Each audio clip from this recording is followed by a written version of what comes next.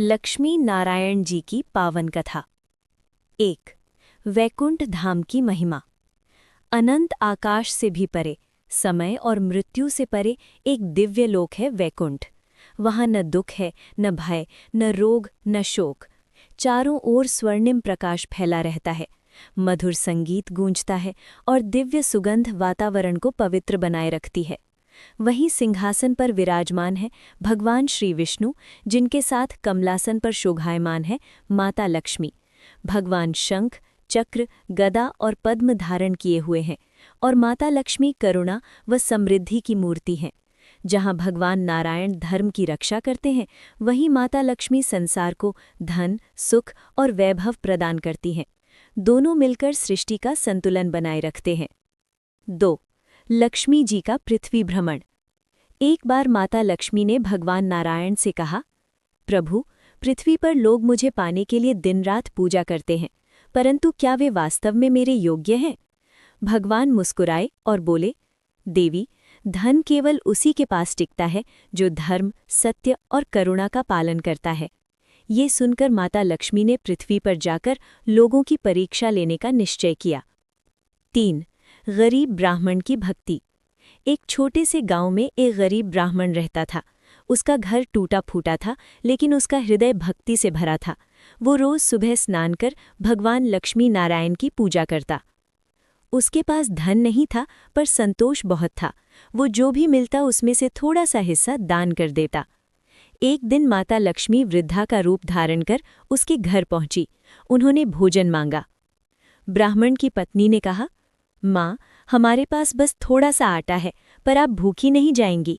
उन्होंने अपनी पूरी रोटी वृद्धा को दे दी। वृद्धा रूप में आई लक्ष्मी जी अत्यंत प्रसन्न हुई। 4। अहंकारी सेठ की परीक्षा।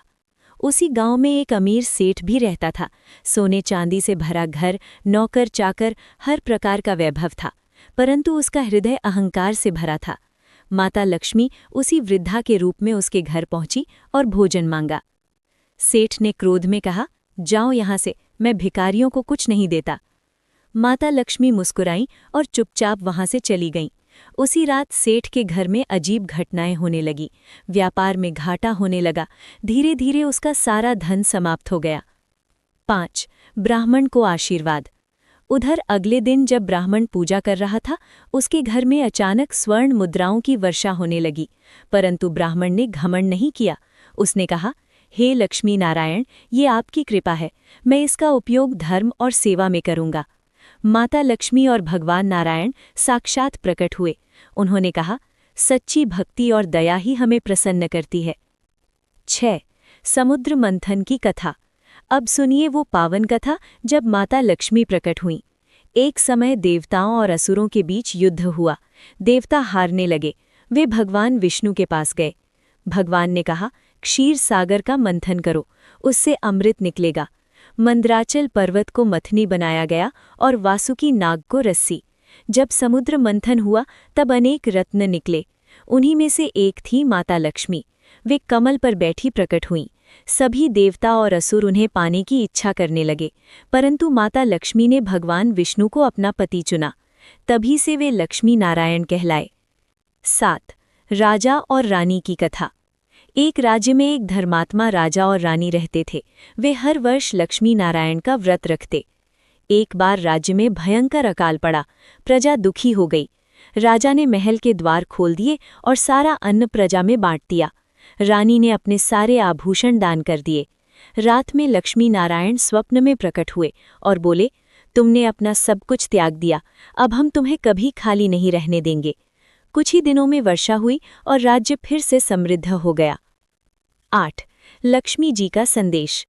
माता लक्ष्मी कभी भी स्थायी रूप से वहां नहीं रहती जहां अहंकार हो, अन्याय हो, आलस्य हो, अपवित्रता हो। वे वहीं निवास करती हैं जहां मेहनत हो, सत्य हो, दान हो, भगवान का स्मरण हो। 9। लक्ष्मी नारायण व्रत की महिमा। जो व्यक्ति शुक्रवार या एकादशी के दिन लक्ष्मी नारायण का व्रत रखता है, दीप जलाता है और सच्चे मन से पूजा करता है, उसके घर में सुख शांति बनी रहती है। पर याद रखिए, केवल धन मांगना ही भक्ति नहीं है। सच्ची भक्ति है संतोष और सेवा। 10। कथा का सार। इस कथा से हमें 3 मुख्य बातें सीखने को मिलती हैं। धन से अधिक महत्वपूर्ण है विनम्रता। सच्ची भक्ति में दिखावा नहीं होता। लक्ष्मी नारायण की कृपा पाने के लिए धर्म का पालन आवश्यक है। समापन। जो भी श्रद्धा से श्री लक्ष्मी नारायण जी की इस कथा को सुनता या पढ़ता है, उसके जीवन में सुख, शांति और समृद्धि आती है। बोलिए, श्री लक्ष्मी नारायण भगवान की जय। माता लक्ष्मी जी की जय। हरिओम।